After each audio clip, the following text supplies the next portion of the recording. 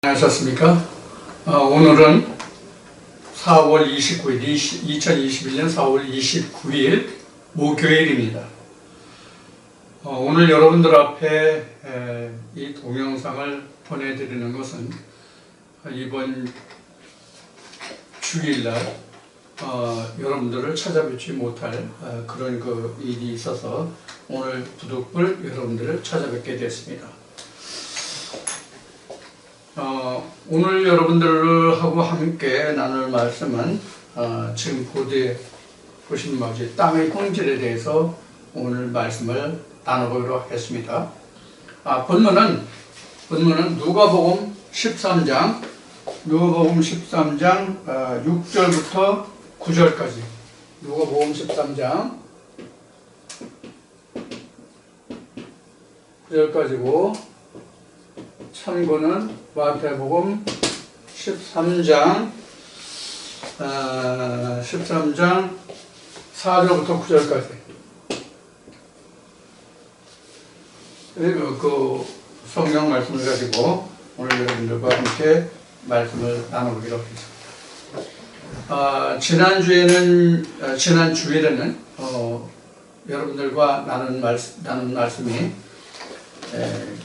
많이 유익하게 들으실 수 있는 그런 내용이 되었는지 모르겠어요.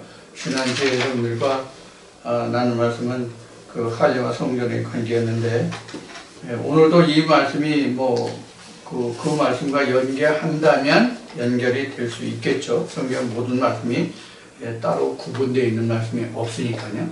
성경 모든 말씀이 시작과 끝이고 처음과 나중이고 알파 오메가라고 성경에 기록한 바와 같이 모든 말씀에 다 연결고리가 있습니다. 연결고리가 없는 말씀은 성경에 단 한 말씀도 없다고 생각하시면 되겠습니다. 그러면 할례가 왜 성전과 관계가 있는가 하면 여러분들 법궤란다. 돌판이 생김으로써 법궤가 생기고 법궤가 생김으로써 성막이 생기죠. 성막이 있는 것은 성막이 있다는 것은 법궤가 세상과 구분되어 있다는 뜻이에요. 즉 밖에 거와 안에 것, 안에는 하나님의 법궤죠. 성막 안에는 법궤가 있고 성막 밖에는 세상이죠.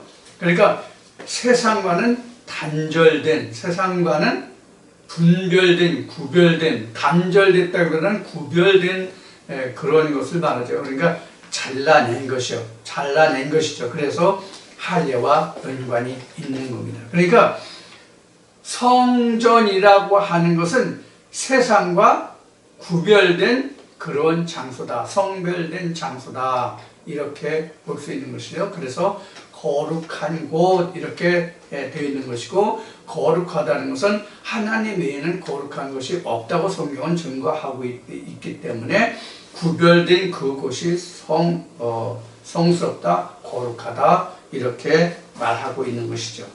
그래서 우리가 출애굽의 과정을 보면 애굽에서 가나안까지 가는데 그 홍해가 있고 요단이 있고 여리고가 있잖아요. 다 잘라내고 잘라내서 뒤로 보내고 앞으로 전진한다. 구별된 장소로 지성소로 들어간다. 이런 의미가 있죠. 그래서 가나안에 들어간다는 곧 지성소에 들어간다는 말과 같은 뜻이 됩니다. 자, 그러면 지난주에는 이렇게 할례와 성전의 관계에 대해서 여러분들과 함께 말씀을 나눴고요. 지금 말씀드린 지난주에 나눈 할례와 성전의 관계에 대해서 여러분들이 성경과 대입해서 이 말씀을 잘 알아들으셨다면 상당한 도움이 되는 그런 말씀이 생명의 양식이 되는 그런 말씀이 됐을 줄로 믿습니다. 자, 오늘 이 시간은 여러분들과 함께 누가복음 13장 6절로부터 9절까지 말씀인데요.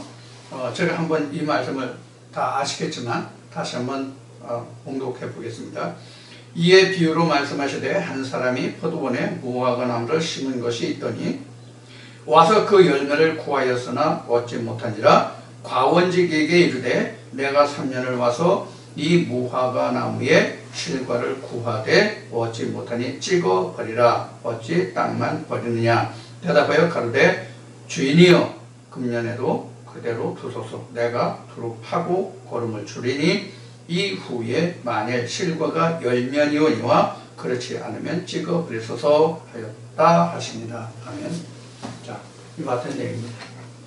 그럼 오늘 이제 누가복음 13장 6절에서 9절까지 본문 내용도 간단히 말씀을 드리겠지만 오늘은 땅의 형질에 대해서 말씀드립니다. 땅의 형질이라는 것은 곧 뭐냐면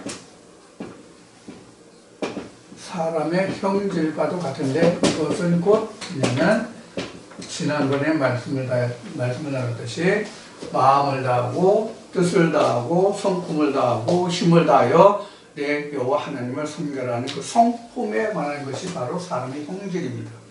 그리고 그 땅의 형질입니다. 이 형질에 대해서는 마태복음 13장에 잘 나타나 있죠.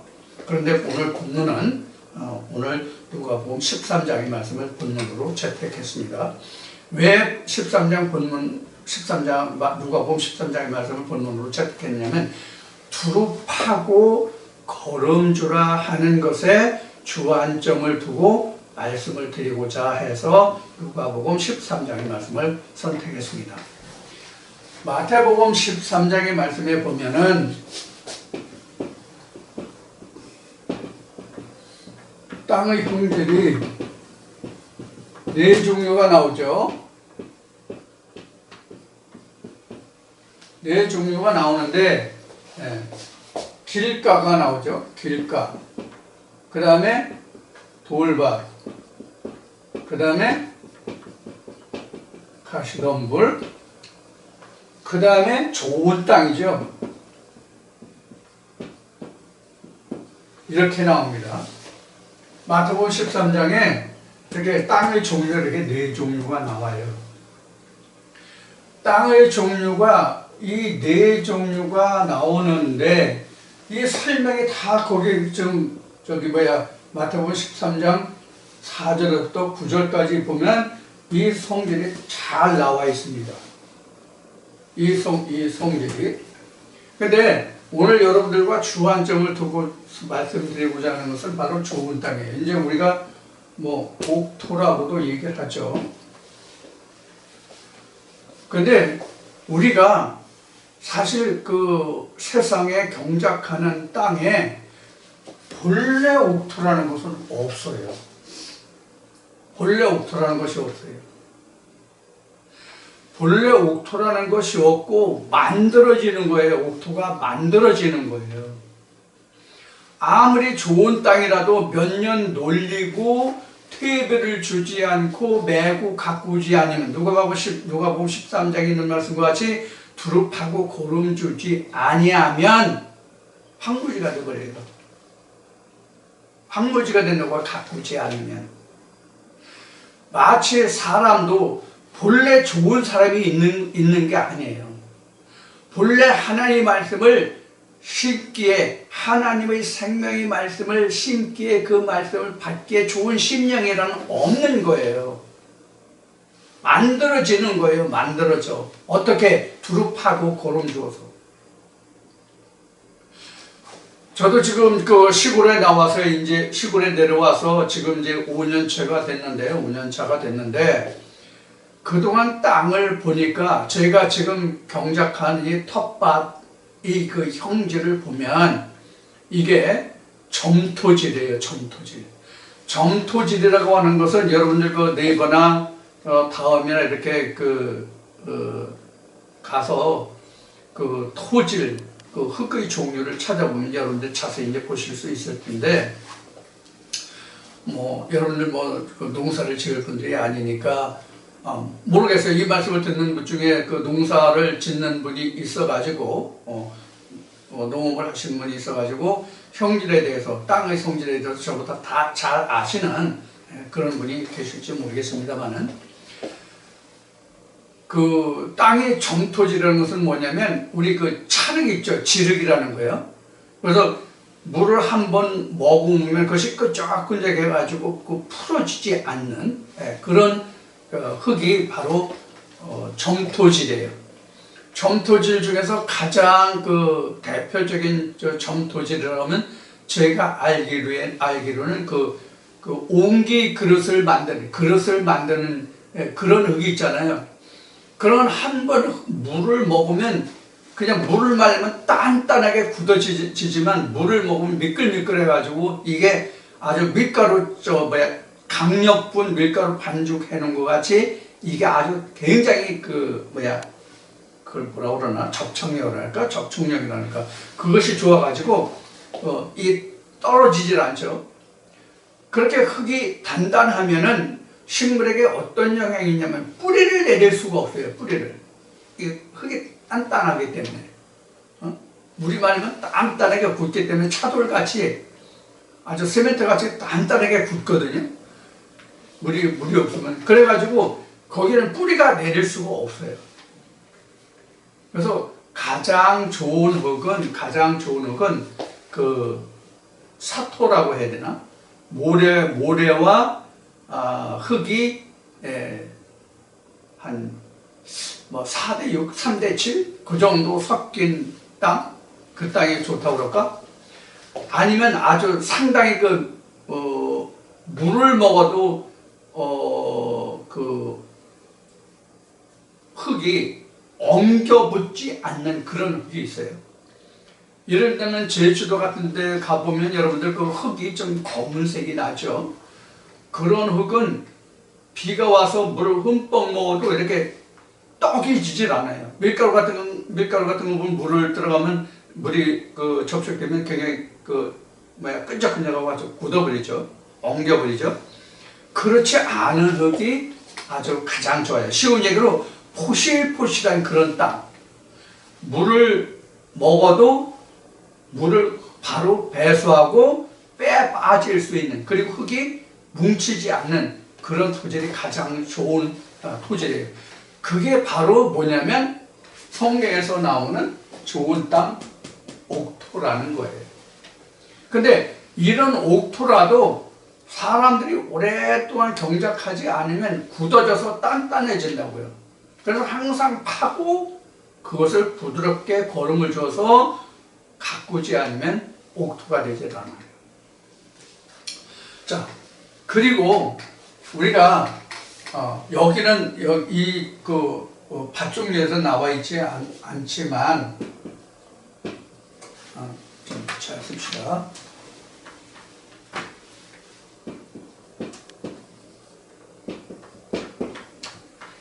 여러분들 모래와 흙의 차이가 뭐라고 생각하십니까? 모래와 흙의 차이가 뭐예요? 가장 쉽게 차이점을 얘기한다면 모래는 물을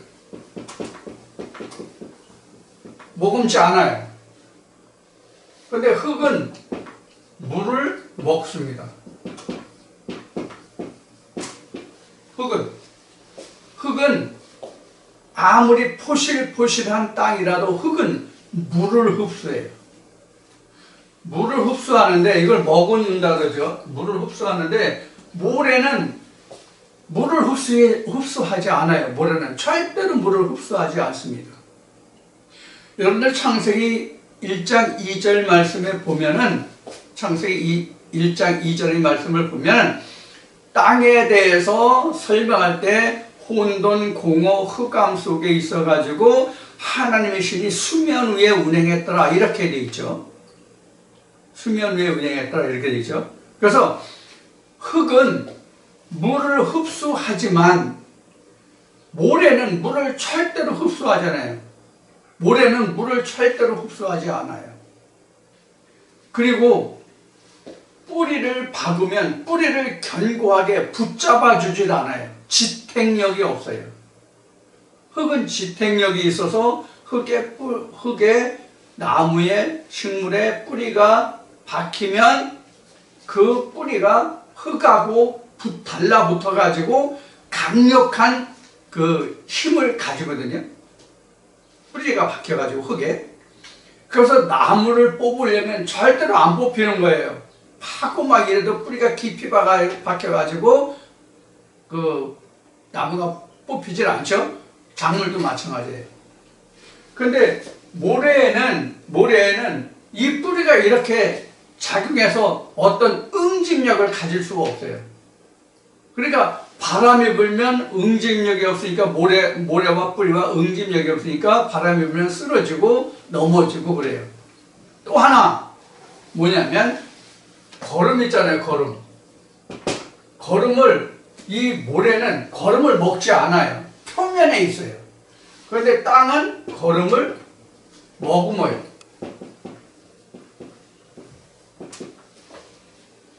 크게 따지면 물과 거름이에요. 모래와 흙의 차이가. 모래와 흙의 차이가 이렇게 물을 머금느냐 아니면 그 영양분을 머금느냐, 거름을 머금느냐 하는 차이가 있어요. 그래서 흙에는 각종 미네랄이 원래 다 있어요. 그래서 농작물을 재배할 때는 이런 모든 미네랄이 식물이 뿌리를 통해서 열매로 다 이것이 흡수되기 때문에 퇴비를 줘야 되고 비료를 줘야 되고 각종 미네랄을 지금 같이 거름을 낼 때 함께 해야만 모든 작물을 통해서 인간이 섭취했을 때 거기서 우리가 모든 그 영양소, 미네랄 이런 성분까지 다 섭취할 수 있는 거예요. 우리가 영양의 그 3대 요소만 가지고는 인간의 몸이 지탱이 안 돼요. 땅의 형질도 질소, 인산, 가리 이와 같이 세 가지 영양만 가지고는 땅이 제대로 우리에게 곡식을 제공할 수가 없어요. 열매를 제대로 제공할 수가 없어요. 제대로 자라나질 않아요. 각종 미네랄이 다 있어야 돼요. 그래서 지금은 밭에 농작물을 재배할 때 바닷물을 떠다가 일부를 뿌려줘라. 적당한 비율, 거기 희석률이 나와요.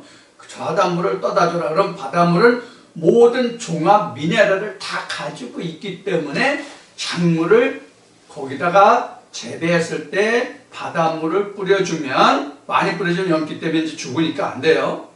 자, 그렇게 뿌려주면 모든 미네랄을 작물이 흡수해서 우리 인간이 섭취할 수 있는 모든 영양소가 풍성하게 들어갈 수 있다. 이렇게 지금 교육을 하고 있습니다. 지금 농부들에게요. 그러면 유튜브 채널에 보면 나와요. 이와 같이 우리가 하나님이 인간을, 사람을 흙이다 땅이다라고 정의한 데는 바로 이러한 이유가 있는 거예요. 어떤 이유를 지금 여러분들에게 말씀드린 거예요? 어떤 이유를 말씀드린 거예요? 하나님 말씀을 우리가 공급받아서 우리가 살아갈 수 있는 그런 형질이 곧 흙의 형질과 같다는 얘기예요.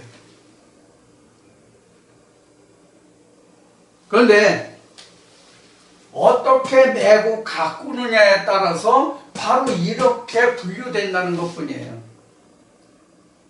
물론 세상의 땅에 길가라도 항상 두루 파고 고름 주면 이런 좋은 땅이 되는 거예요.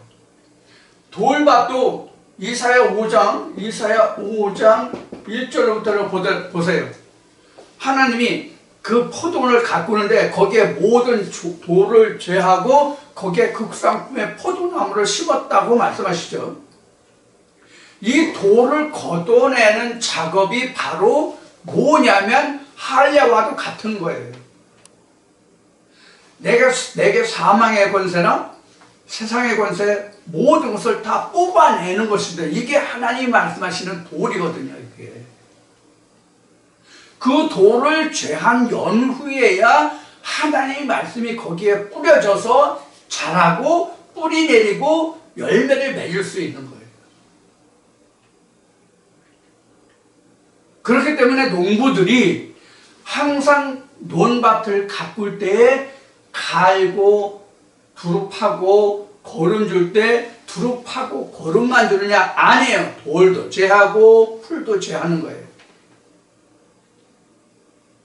그러면은 우리 마음의 땅에 고린도전서 3장에 기록한 말씀과 같이 우리 마음의 땅에 마태복음 13장의 말씀과 같이 우리 마음의 땅에 인자가 즉 예수 그리스도 즉 성령의 교회라는 말씀이 하나님의 말씀의 씨로 각자의 심령에 뿌려졌어요. 그 마음의 땅에 뿌려졌어요. 그럼 이 마음의 주인이 누구예요? 하나님이 이 마음의 주인이에요? 사람이 인간이 주인이에요. 인간이 주인인데 하나님의 씨를 두루 파고 어떻게 걸음 주느냐에 따라서 뿌려지는 같은 하나님의 말씀이 씨가 뿌려질지라도 이렇게 구분이 된다는 거예요. 이렇게 구분이 된다는 거예요. 자, 마태복음 13장 4절에서 9절까지 보면 예수님이 이렇게 설명하신 것을 제자들에게 풀어 설명해 주는 대목이 나오죠. 자, 대목이 나오는데 길가에 뿌려졌다는 게 바로 뭐예요? 길가에 뿌려졌다는 얘기는 뭐냐면 자기가 하나님의 말씀을 듣긴 듣고 어떻게 좀 해보려고 그래도 깨닫지 못하는 게 바로 길가에 뿌려져요. 깨닫지 못하면 이거는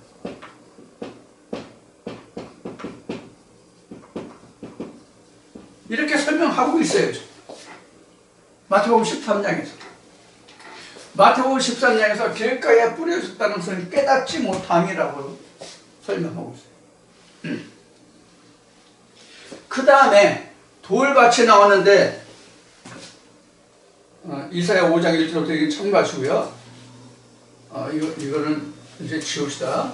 자, 돌밭이 나왔는데 이 돌밭의 설명은 어떻게 나오냐면 그 돌이 많은 밭에는 그 지표가 깊지 않아요.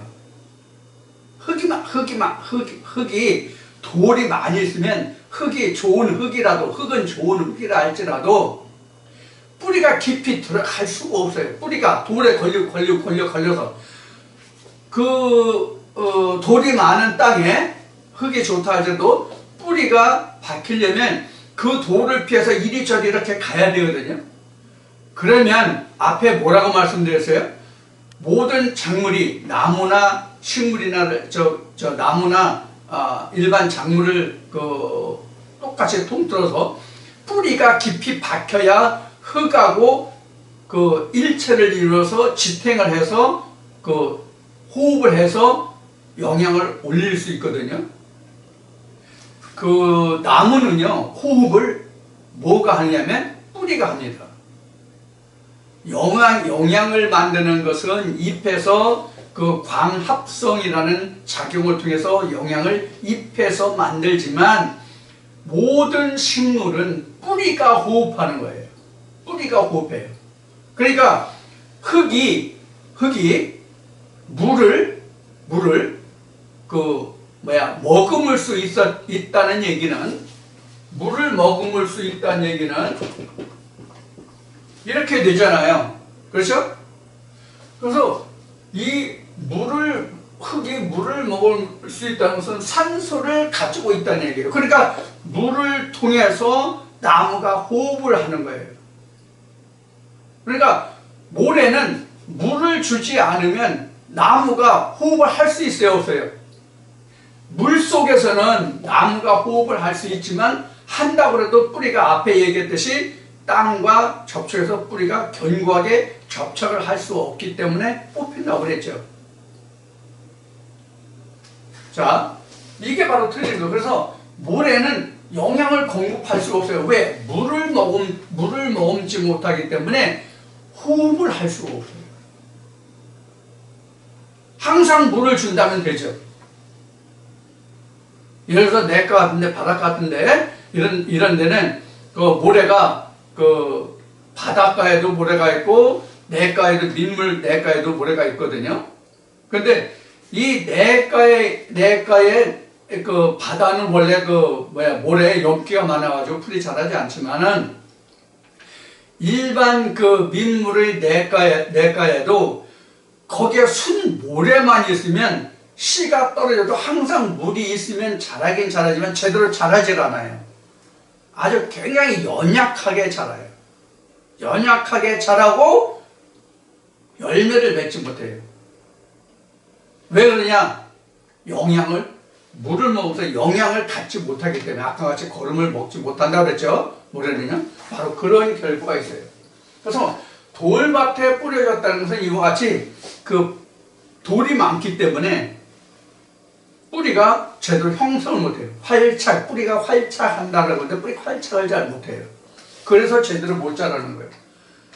그래서 돌밭에 뿌렸다는 것은 이와 같이 빨리 기쁨으로 받지만 세상의 모든 염려와 시험을 인해서 바로 넘어지고 쓰러지는 자라고 지금 설명을 했어요. 여기도 가시밭길도 바로 세상의 재리와 염려와 근심 걱정으로 인해 가지고 바로 열매 맺지 못하는 자라고 했죠. 그래서 좋은 땅에 뿌려진 자만 30배, 60배, 100배의 열매를 맺는다. 이렇게 설명하고 있어요. 마태복음 13장에서. 마태복음 13장이 그 천국에 대한 비유가 이것뿐만 아니고 바다에 그물을 던져서 고기와 잡는 어부와 같다는 말씀도 나오고, 밭에 감추인 그 보화를 보고 자기 소유를 다 팔아서 그 밭을 샀다는 말씀하고 이제 그런 내용이 같이 들어가 있죠. 자, 그래서 지금 마태복음 13장에서 이렇게 설명하고 있는데, 자, 지금 말씀드린 바와 같이 이 길거리에 뿌려졌다는 것을 깨닫지 못하는데 이것도 자기가 투릅하고 고름 주어서 깨닫게 자기가 노력한다면 여기도 좋은 땅이 될 수 있는 거고요. 여기도 이사야 5장에서 기록한 말씀과 같이 자기가 항상 돌을 제하고 거기를 좋은 땅으로 만들면 여기도 30배, 100배가 될 수 있는 거고요. 여기도 세상의 모든 재리와 이런 세상의 시험, 근심, 걱정을 자기가 경작할 수 있다면, 경영할 수 있다면 여기도 좋은 땅이 될 수 있는 거예요. 그래서 앞에 말씀드린 바와 같이 우리가 하나님 안에서는, 믿음 안에서는, 성경에서는 본래 이런 밭이 없다는 거예요. 본래 이런 밭이 없어요. 특히 이런 밭이 없다고. 본래 우리가 하나님의 말씀을 받기에 좋은 땅이 없다고. 본래 우리가 다 이런 땅이에요. 사실 따지고 보면 다 이런 거예요. 성경에 이스라엘 백성들이 어디로 나갔어요? 광야로 나갔죠? 우리가 이 광야라고 말할 때 좋은 땅으로 말하면 사실 세상 사람들이 말하는 좋은 땅, 농사를 짓고 어떤 그 농경을 하기에 좋은 땅은 사실 애굽이 좋은 땅이죠. 그렇잖아요? 애굽이 더 좋은 땅이라고요. 그런데 하나님이 모세를 통해서 이스라엘 백성들을 젖과 꿀이 흐르는 가나안 땅으로 인도한다고 하시면서 그들을 이끌고 가신 곳이 첫 번째 단계가 어디예요? 광야예요. 광야. 이 광야에서 우리는 무슨 일을 해야 돼요? 장미꽃이 만발하게 해야 되는 거예요. 장미꽃이 황무지같이, 여러분 찬송가 있잖아요. 황무지가 장미꽃 같이 피는 것을 볼 때, 그럼 황무지가 장미꽃이 되나요?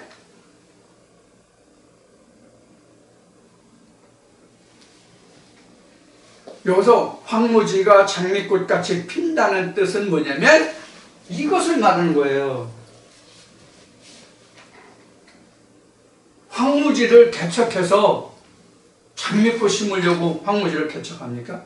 아니에요. 장미꽃은 그만한 못한 땅에, 옥토가 아닌 좋은 땅이 아닌 곳에 심어도 장미는 화려하게 핀다고요. 들판에 심어도 장미꽃은 화려하게 핀다고요. 장미꽃은. 그럼 그 장미꽃이 뭐예요? 꽃이 뭐예요? 성경에서 꽃이 뭐예요? 영화로움이잖아요. 하나님의 영광을 핀다는 얘기 뜻이거든요. 샤론의 꽃 예수라는 찬송가도 있잖아요. 그래서 이 좋은 땅이라고 하는 것이 본래 없다. 그럼 성경에서 말하는 이 좋은 땅이라는 것은 어떻게 해서 나온다? 두릅하고 고름져야만 된다는 얘기예요. 두릅하고 고름져야만 된다. 자, 성경에서 지금 좋은 땅이 없고 다 1, 2, 3번과 같은 땅이라고 하는 그 근거가 어디 있어요? 그 근거가 어디 있어요? 창세기 1장 2절이잖아요. 하나님 말씀에 씨가 뿌려질 수 없는 그 결별된 상태. 나는 물로 갇혀져 있고 하나님은 밖에 있는 상태. 그러니까 결별된 상태가 최초의 상태잖아요. 아예 씨가 떨어질 수도 없는 상태. 그래서 창세기 2장에서는 경작할 사람이 없다라는 것이 이런 땅도 안 된 상태란 말이에요. 응? 이러한 땅도 안 된 상태라고. 아예 하나님의 말씀이 떨어질 만한 그런 준비가 아예 안 된 땅이에요. 그래도 이런 데는 깨닫지 못하더라도 떨어지잖아요. 금방 시들지라도 떨어지잖아요. 여기도 금방 뒤로 돌아서고 뒤로 물어서 침륜을 빠지는 여자가 될지라도 떨어지잖아요. 떨어지지도 못하게 된다니까? 처음에는? 왜? 경작할 사람이 아예 없으니까. 경작할 사람이 있는데 경작할 사람 중에서 이와 같다는 얘기예요. 경작할 사람들 중에서 이렇다는 얘기예요.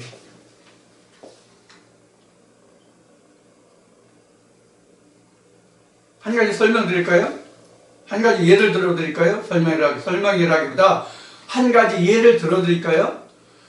그동안 제가 한 30여 년 이렇게 지금까지 걸어오면서 이 말씀으로 지금까지 오면서 그동안 함께했던 사람들이 굉장히 많거든요.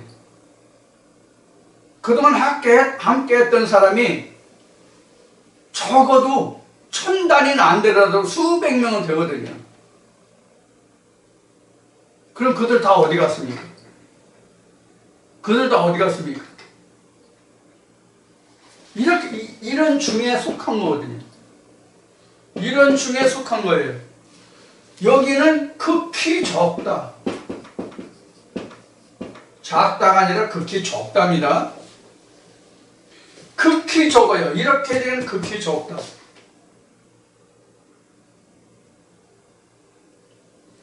(30배) (60배) 결실을 맺기 전에 이미 세상으로 돌아가거나 다른 길로 굽은 길로 간 거예요. 그러니까 이래 된 거예요. 무엇으로 인해서 길가에 뿌려진 자, 돌밭에 뿌려진 자, 가시밭에 떨어진 자가 됐는지는 자신만이 알겠죠. 이런 결과가 된 거예요. 자, 그러면 내가 항상 두릅하고 고름 주어가지고 30배, 60배, 100배가 돼서 그럼 실제 농사 져가지고 30배, 60배, 100배의 결실을 맺었다는 뜻일까요? 아니에요. 이게 세대라고요. 세대. 이제 다른 말씀에서 보셨겠지만 이거 세대라고요. 한때, 둘때, 반때, 이 세대라고요. 옥토가 됐다 할지라도 다 구원을 얻는 것이 아니라 그 중에서 마지막 때까지 갈 사람도 있고 여기 올 때 있고 여기 올 때 있고 이렇다는 얘기예요.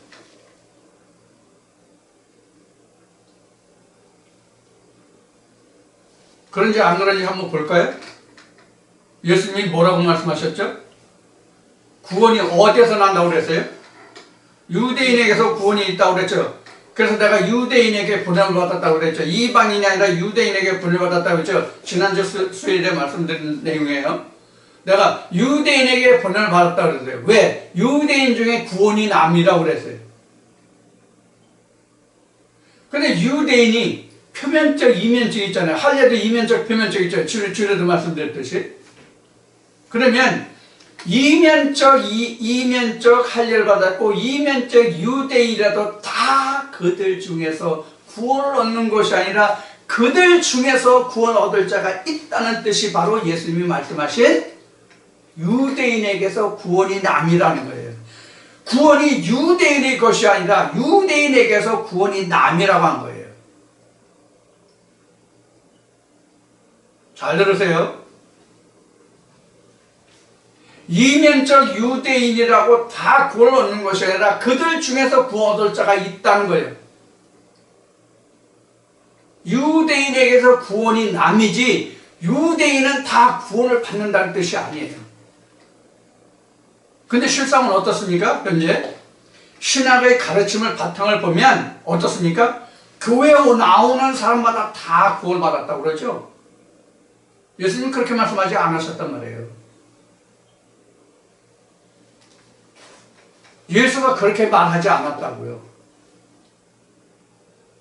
내가 너에게 이런 말이 영이요 생명이요 내가 아버지에게서 내가 본 것을 말한다고 예수가 말했잖아요. 그러면 예수가 한 말이 참이라면 예수가 한 말이 하나님의 말이라면 그 말이 맞는 얘기잖아요. 좋은 땅이 됐어도 지금 100배까지 가기가 지금 어렵다 하는 것을 지금 말씀을 드렸어요. 구원이 유대인에게서 나지 구원이 이게 유대인이에요. 어떤 유대인? 이면적. 응? 이면적 유대인이에요. 지금 좋은 땅이. 이러한 중에서도 100배까지 갈 사람이 있고 60배까지 갈 사람이 있고 30배까지 갈 사람이 있다는 얘기예요. 30배, 60배는 여기에 속한 거예요. 이미 중간에 나가는 거예요. 이게 스가랴 13장 8절하고도 상관관계가 있는 말씀이 되죠? 이렇게 보면. 그렇죠? 그러니까 요한계시록으로 하면 계시록 21장 9절 말씀에 이르기 전에 나가 떨어지는 사람들이 많단 말이에요. 그것이 지금 제가 지금까지 겪어온 그동안 이 말씀을 전하면서 겪어온 지금 경험담을 포함해서 말씀드리는 거예요. 그러니까 성령이 교회들에 가시는 말씀을 듣는다 해서 그 사람이 끝까지 구원에 이른다, 이것은 누구든지 장담 못해요. 그래서 사도 바울은 섰다 하면 넘어질까 조심하라고 그런 거잖아요. 그래서 나도 이루었다 잡았다 하는 것이 아니다. 예수 그리스도가 왜 하나님이 주시는 상급이 무엇이간데 이 힘들고 어려운 고난의 길을 자초하여 스스로 청하여 갔는지 내가 이를 알려하여 내가 표대를 향하여 내가 달려갈 뿐이다. 이렇게 고백한 거죠. 그러면 내가 표대를 향해서 달려간다는 그 뜻이 바로 뭐냐면 두루 파고 고름 준다 이 뜻이에요.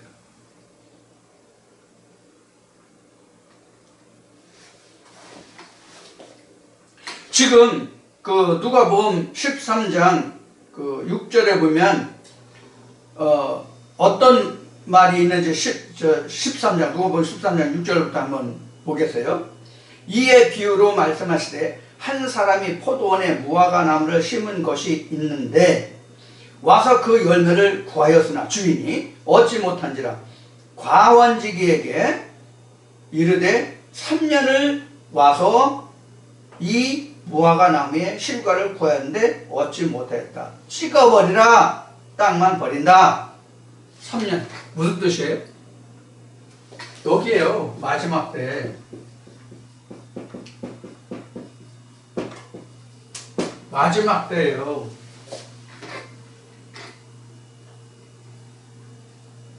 마지막 때라고요. 이게.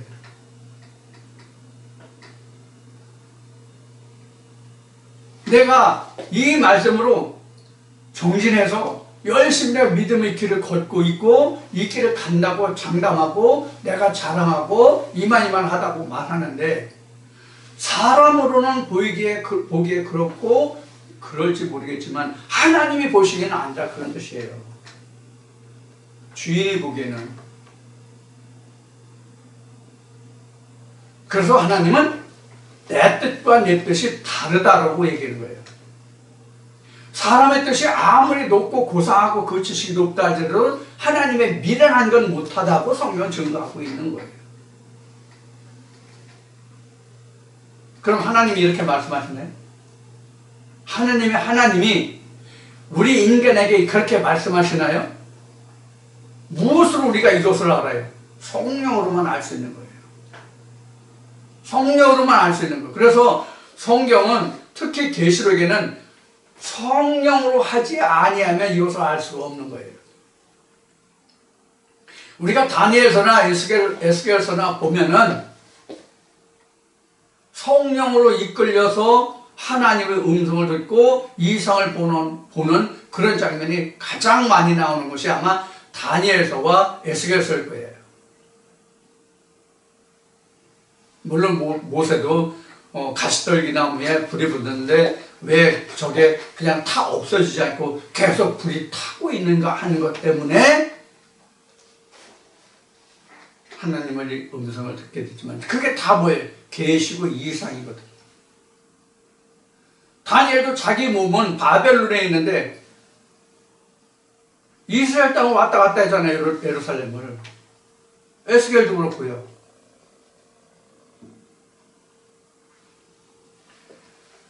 그러면 우리가 이와 같이 하나님의 음성을 듣는다, 이상을 본다, 계시를 판다는 것이 뭐냐? 좋은 땅이 되는 거예요.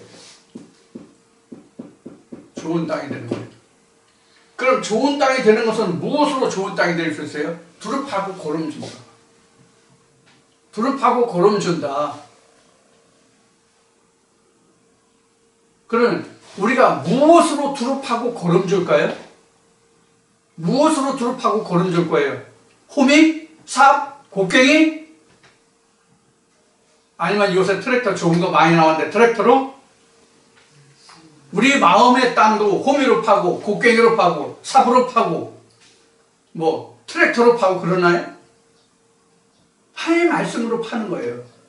하나님의 말씀으로 내 땅이 어떤 땅인가를 내가 가늠하는 거예요.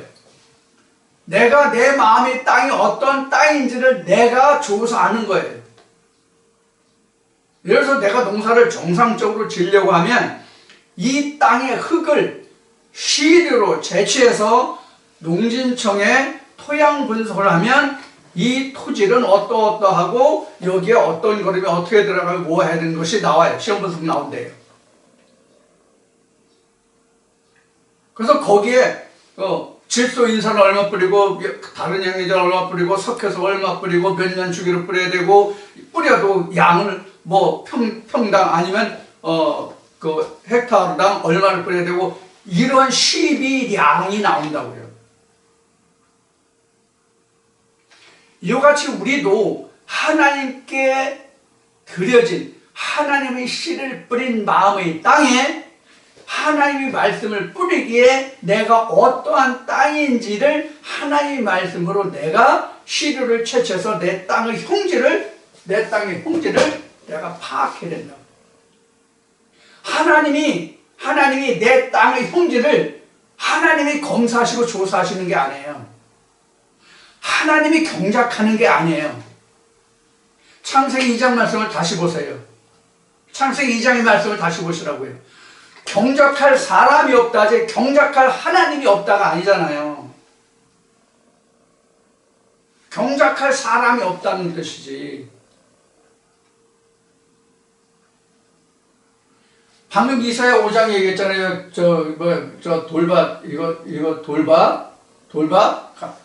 돌을 제했다는 이사야 5장 얘기했잖아요. 그 돌 하나님이 제하셨어요? 하나님이 제하셨느냐라고 질문을 드리는 것은 하나님이 인간과 같이 이런 육신이 있어서 육체가 있어서 우리에게 오셔가지고 하나님이 직접 우리 마음의 땅에 돌을 제해 주셨냐 하는 얘기예요. 이스라엘 백성 같으면 가나안 땅에 하나님이 직접 나타나서 가나안 땅에 모든 돌을 제해 주셨냐고요? 아니잖아요. 그러면 이스라엘 백성들이 가나안 땅에 가서 돌을 제한 내용이 뭐가 돌을 제한 겁니까? 본토 족속을 멸한 것이 돌을 제한 거잖아요. 우리 현재의 우리에게 있어서 본토 족속이 뭐예요? 내 마음의 땅에 자리 잡고 있는, 내 마음의 땅에 자리 잡고 있는 본토 그 족속이 뭐냐고요? 우리가 신학으로 배웠던, 세상 지식으로 배웠던, 자기가 연구하고 공부해서 배웠던 그런 모든 것들이 본토 족속이잖아요. 그래서 하나님의 말씀과 하나님의 족속과 나의 본토 족속을 비교 분석해서 내 땅에 어떤 것을 심을 거냐 하는 거예요. 들포도를 심을 거냐, 아니면 극상포의 포도나무를 심을 거냐.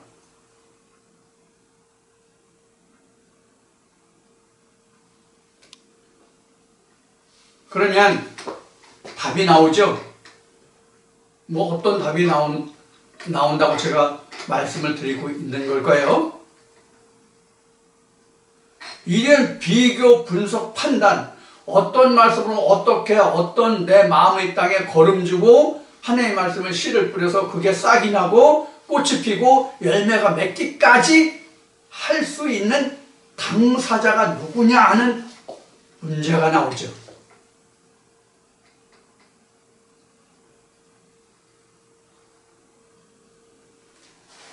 이런 예를 들어봅시다. 지금 어느 비료 공장에서 각종 비료를 만들어냈어요. 비료 공장에서 많은 종류의, 여러 종류의 비료를 만들어냈어요. 그럼 비료 공장 사람들이 각 농가마다 쫓아다니면서 이런 비료를 이렇게 내고 저런 비료를 저렇게 내고 하는 것을 그 사람들이 와서 해줍니까? 아니면 그 땅 주인이 합니까?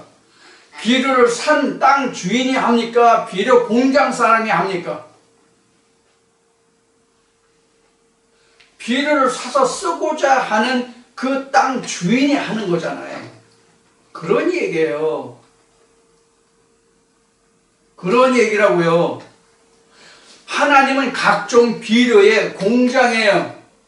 하나님의 많은 비료를, 지금 많은 비료를 생산해내고 있어요. 창세기에서부터 계시록까지 66종의 비료에 각 성분이 다른 많은 성경 구절이 비료들이 있어요. 이 비료가 자기 마음의 땅에 어떤 형질이냐에 따라서 그 말씀이 작용하고 역할하는 그런 것이 틀린단 말이에요. 그 비료를 누가 사냐고, 누가 사서 누가 그 자기 마음의 땅에 뿌리냐고. 하나님이 뿌려줘요? 너는 이런 성질이니까 이 말씀으로 내가 뿌릴게. 너는 이러한 성질이니까 이러한 거로 뿌려줄게. 너는 이러한 성질이니까 이러한 비료를 뿌려줄게. 하나님이 이렇게 하시나요? 아니잖아요.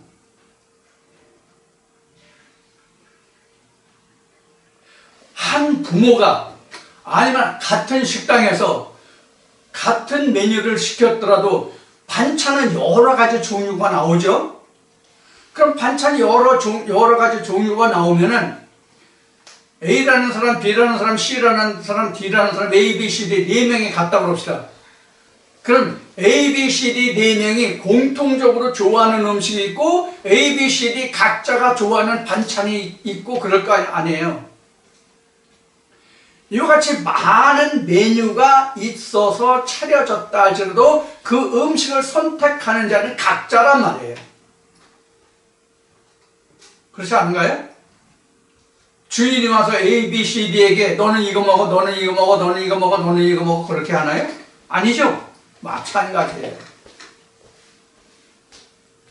예수님이 이런 말씀하셨어요. 예수가 너희가 내 말을 알아들을 줄을 모른다는 거야. 너희가 내 말을 들을 줄을 모른다 이런 말씀하시죠. 여러분들도 제가 좀 답답하고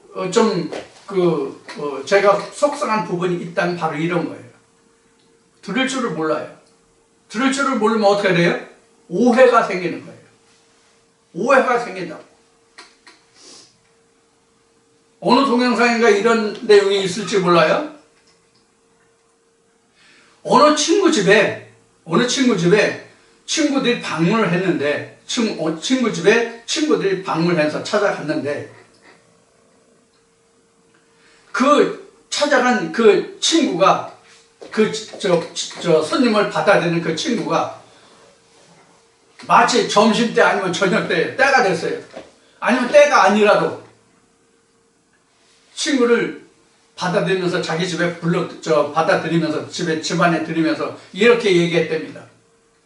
야, 너희들 쌀 떨어져서 우리 집에 밥 얻어 먹으러 왔냐? 이렇게 얘기를 했답니다.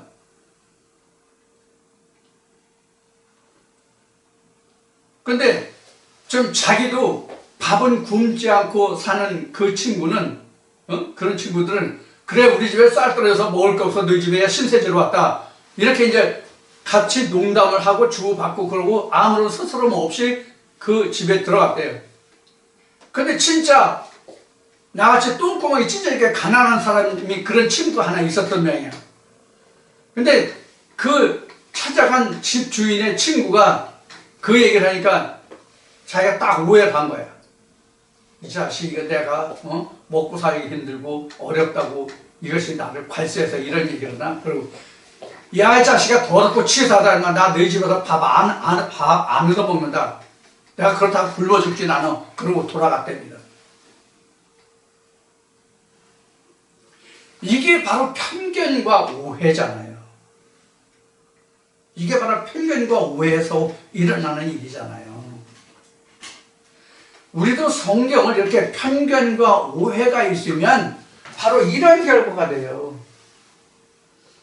가시밭도 되고 돌밭도 되고 길가도 되고 이런 결과를 가져온다니까요. 하나님의 말씀이 이와 같이 편견과 오해가 없이 들어야 돼요. 편견과 오해가 없이 들어야 된다고.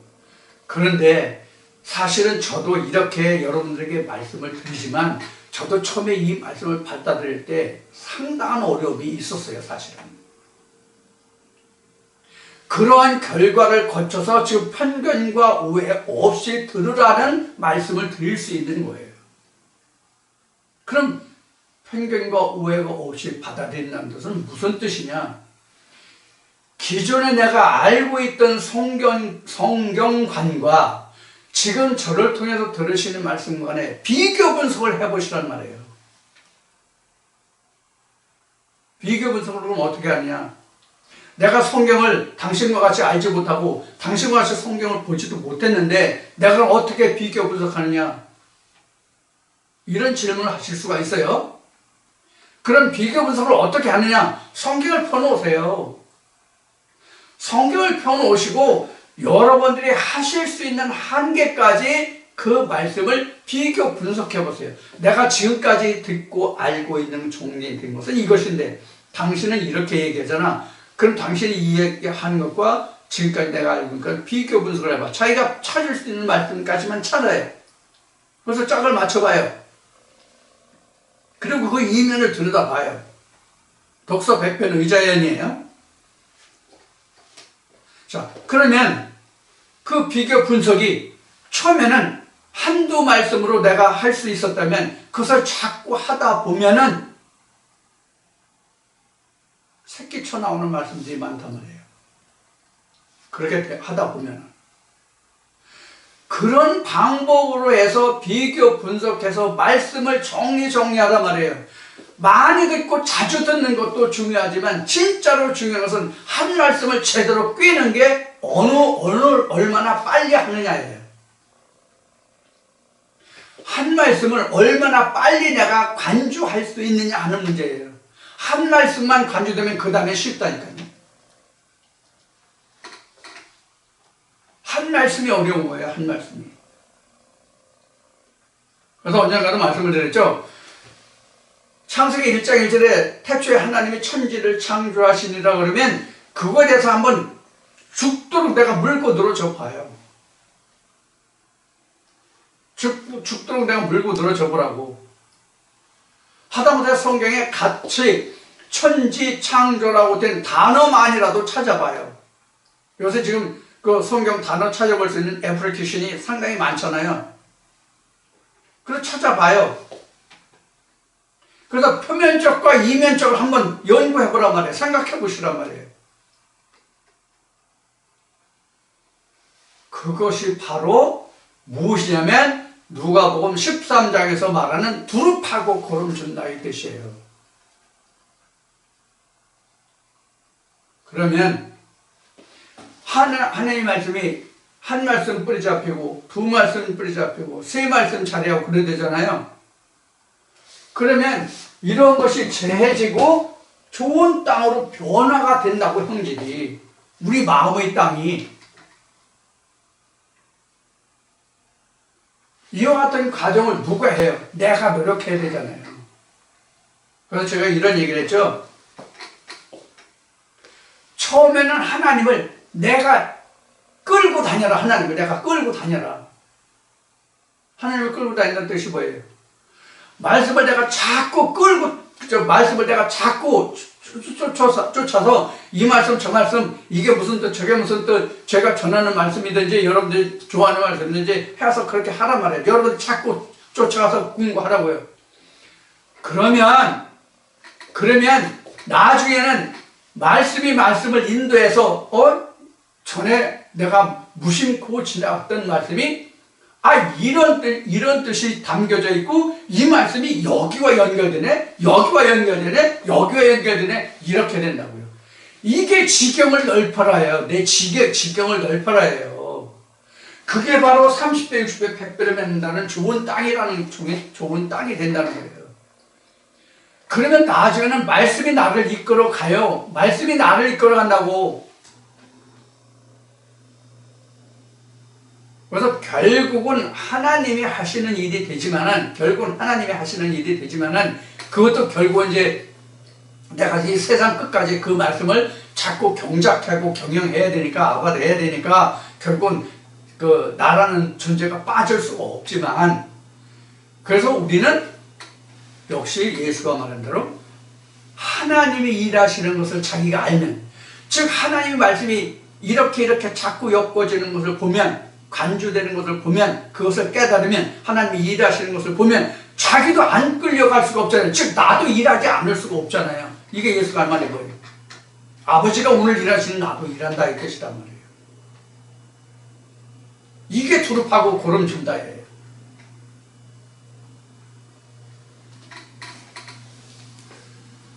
우리가 신학에서 말하는 하나님이 다 하신다. 네가 할 건 아무것도 없다. 이미 2000년에 예수가 우리를 위해서 다 해주셨다.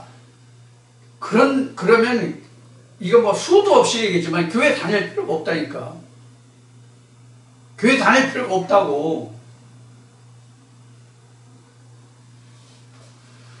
자, 우리가 지금 이제 이 땅의 형제에서 누가복음 13장과 마태복음 13장의 말씀을 이제 본문으로 해서 참고 말씀과 본문으로 해가지고 지금 말씀을 나누고 있는데요. 우리가 이와 같이 지금까지 말씀드린 나눈 이와 같은 과정을 통해서 말씀을 통해서 우리는 하나님 나라가 내 마음속에 이루어지는 거예요. 그럼 하나님 나라라는 것이 뭐냐? 하나님 나라가 뭐냐? 하나님 나라는 천국이죠? 하나님 나라는 천국인데 거기에 본문의 말씀을 온전케 하는 깨닫는 성령의 말씀이 함께 있단 말이에요. 즉 예수와 모세가 함께 있는. 그럼 예수와 모세가 함께 있으면 뭐예요? 곧 하나님이잖아요. 그것이 자기 마음속에 자리 잡고 있다는 뜻이 바로 하나님의 나라예요. 천국이에요. 내 마음에. 하나님 나라는 성경에 기록된 말씀 여기 있다 저기 있다가 아니잖아요. 내 마음에 있다잖아요. 성경에 그렇게 기록하고 있잖아요. 제 얘기가 아니죠. 성경에 그렇게 기록하고 있죠. 천국은 여기 있다 저기 있다가 아니에요. 내 마음에 있다잖아요. 그것이고 하늘나라예요. 하나님 나라예요. 천국이에요. 그래서 천국은 가는 것이 아니라 요한계시록 20장에 있는 말씀과 같이 하나님이 하늘에 계신 하나님 나라가 땅에 내려와서 사람과 함께 거한다고 증거하고 있잖아요. 그래서 하나님 나라는 강림하는 거예요. 하나님 나라는 강림하는 거예요. 하나님 나라를 내가 올라가는 것이 아니라 하나님 나라가 땅에 내려와서 사람과 함께 거한다니까, 성경은요. 그렇게 하려면 이와 같은 과정이 필요하다. 이와 같은 과정을 창세기 2장에서 하나님이 말씀하신 경작할 사람이란 말이에요. 경작. 여러분들 오늘 이 시간 나눈 말씀을 통해서 여러분들이 성경에 대해서, 하나님에 대해서, 예수에 대해서, 천국에 대해서, 영생에 대해서, 구원에 대해서 여러분들이 오해 없으시기를 바라고요. 어떻게 하는 것이 우리가 실체적인 하나님을 확신하고 구원에 이르는가 하는 문제를 여러분들이 심각하게 다시 한번 생각하시고 오늘 여러분들과 나눈 이 말씀이 좋은 하나님의 은혜의 말씀이 되기를 축원드리고 내일 모레 이번 주일은 뵙지 못하고 다음 주 수요일이나 또는 주일에 뵙도록 하겠습니다. 감사합니다.